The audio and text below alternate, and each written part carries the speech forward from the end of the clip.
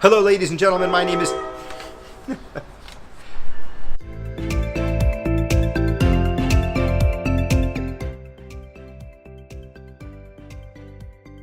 Hello, everyone. My name is Stuart Teicher, and I teach lawyers how to survive and thrive in the practice of law. Today's episode is going to be a little bit different because it's going to apply to any professional who travels. If you get out there and you rent a car, you're going to find today helpful.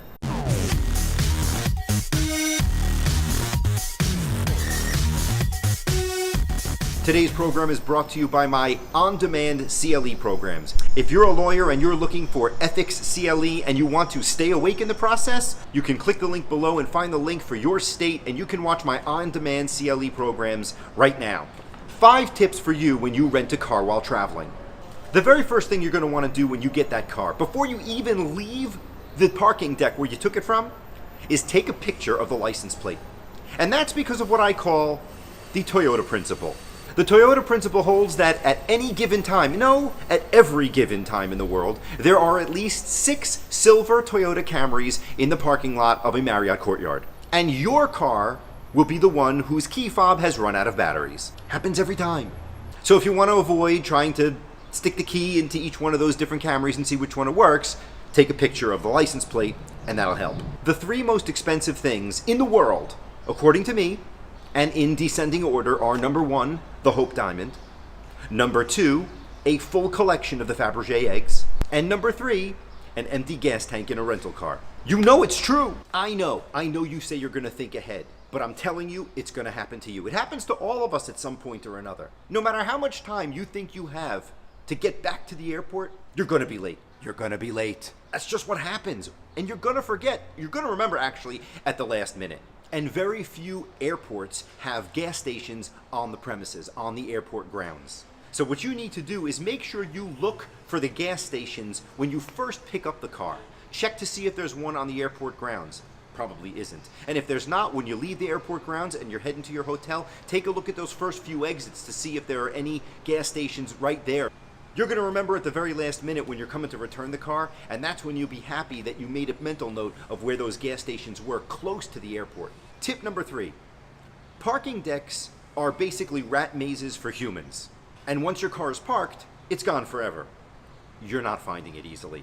That's why I think that the original parking deck design was created by the ancient Egyptians. It's a large, elaborate, concrete structure where you're probably going to end up spending an eternity. That's because you're not finding your car when you come back from wherever you've gone.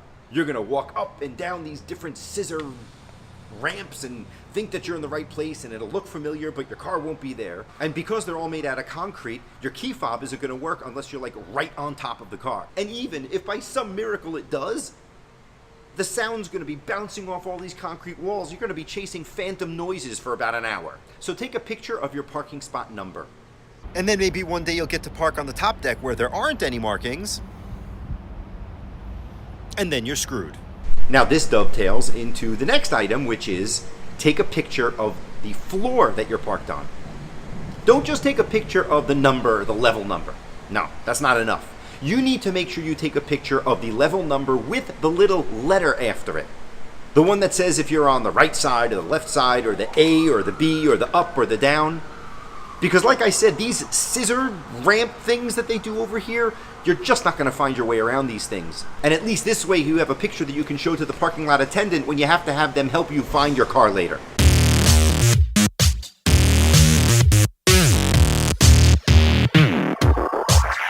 Tip number 5. To tell you about this one, I have to go back to my childhood. You see, I was raised in the 70s, a time where there was a lot of hair and it seemed like everybody was in a costume. Plus, everybody smoked all over the place. Did you ever notice that there are a gazillion no smoking signs everywhere in society? That would be because of the 70s. My first secretary was a throwback from that era. Marion used to dispense all of this sage advice. She used to say to me, "Stuart, I want to tell you the secret. I'm going to tell you the secret to having a long career in the practice of law." And then she dropped dead. There are still some relics of those days, boys and girls. If you look in your car, you see these things right here? These aren't power outlets. Well, they're power outlets now, but back in the day, they were cigarette lighters.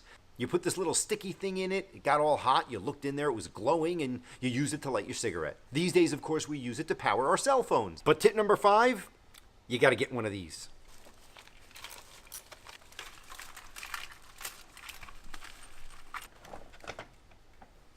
These little things, gotta have one.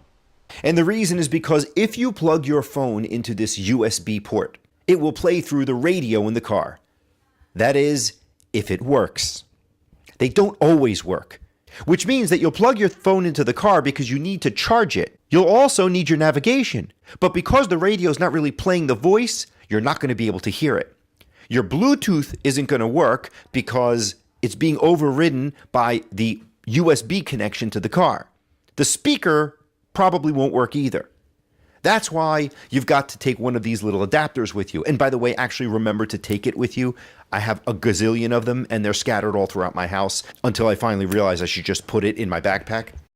Plug your phone into this outlet instead of the radio, and then throw in one of these little Bluetooth earpieces in your head so that you can actually hear the navigation as you're moving along. And here's a bonus item for you. When you're out there traveling and you finally get to your hotel, take a picture of your room number. Yeah, sure, they write it on the sleeve when you check in, but the truth is, you're not taking that sleeve with you, and you are losing it. Which means that when you get back to your room after having a few glasses of Chardonnay at your business meeting, you're going to end up walking through the halls, clicking your rental car key fob, screaming, "Where's space number E127?" Take a picture of the sleeve with your room number on it when you're standing at the counter getting your room key.